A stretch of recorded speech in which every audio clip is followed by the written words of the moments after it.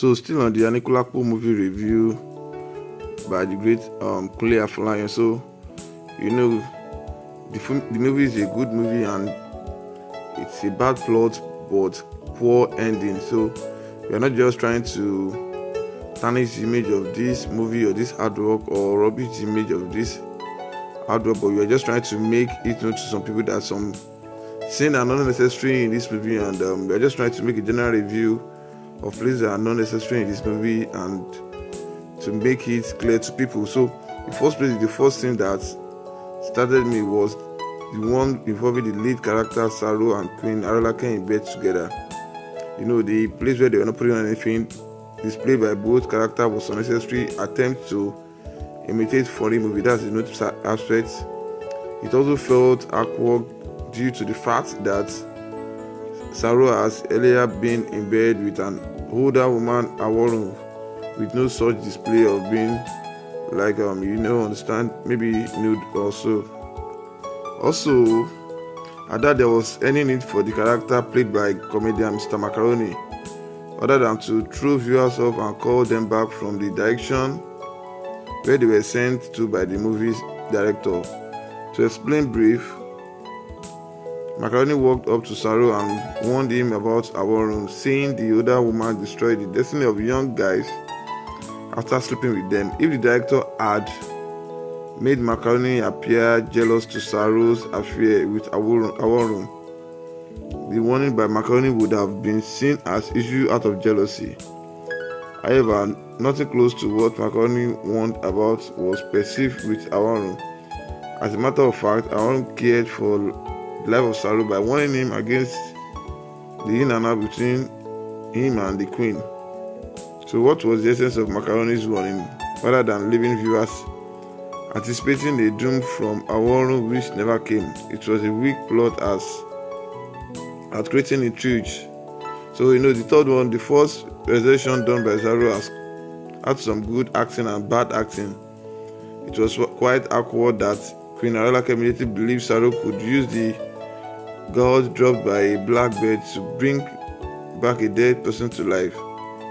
The director ought to have allowed her to reveal her suspicions to the god when Saru suspected that she was hiding something. If it had happened that way, when it would have been make sense when she gave Saru the confidence to try to exercise what she suspected by raising the dead with it. Her coming up with the restoration idea when they saw people wailing about a dead child seems sudden. Also the wailing crowd overreacted. Was the dead child the breadwinner of the entire crowd that the director has to make them wail uncontrollable? Why couldn't the director just allow a few people to do the crying while the majority look curious or worried? Also, Saru getting married to more wives is a thing that was common with people of old, like people in the olden days. It is understood that Queen Arolake had issues conceiving. However, making Saru's other fruitful wives more Queen Arolake while their husband look away is something that we have seen too many in Nigerian movies. It just played out. If the director didn't care about using played out styles, then the movie should have ended the way it is explaining now. So how the movie ended? It ended when no one expected,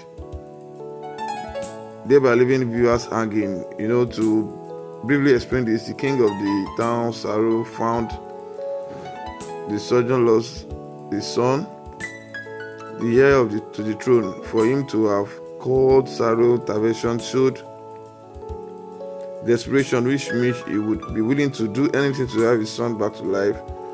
Sadly, the director of the movie made him put up a resistance to Saru's request for his daughter's hand in marriage as payment for the work he was about to do.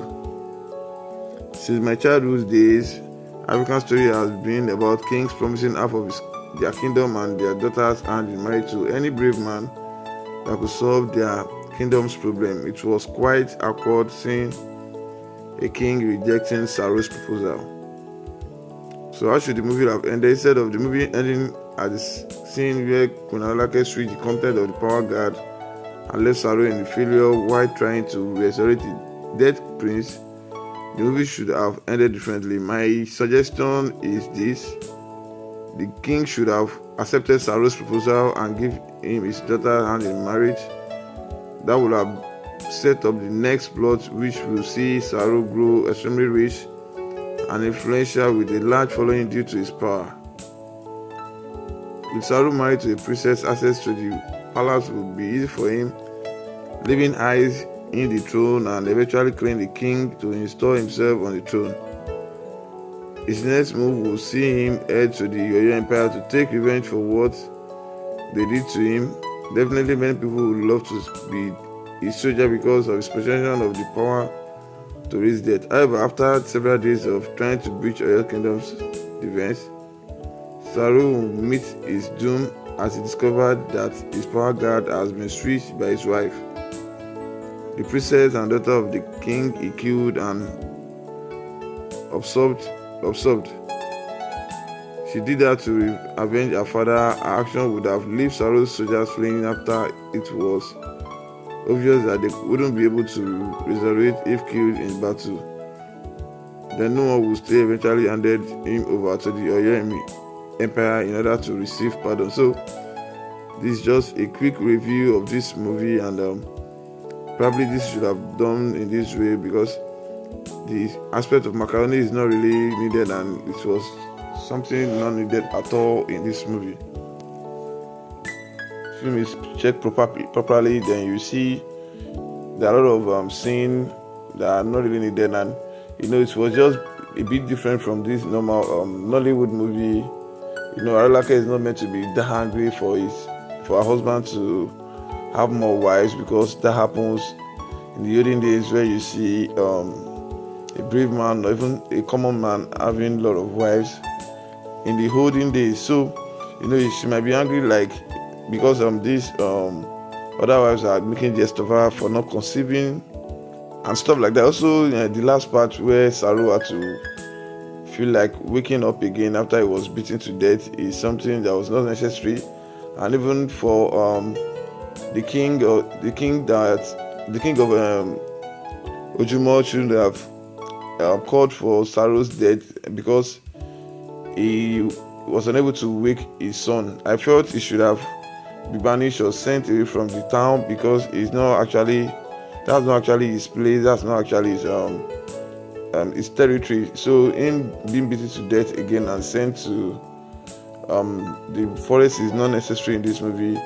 There should have been a lot of things that should have been done in this movie, and seriously, to be honest, Mr. Macaroni aspect of this movie is not needed at all and should have just been taken out. So this is the sincere review I have about this movie, and we are not trying to rubbish this movie. We are just trying to make some content out of it. So do not forget to subscribe to our channel if you're a new viewer. Thank you so much.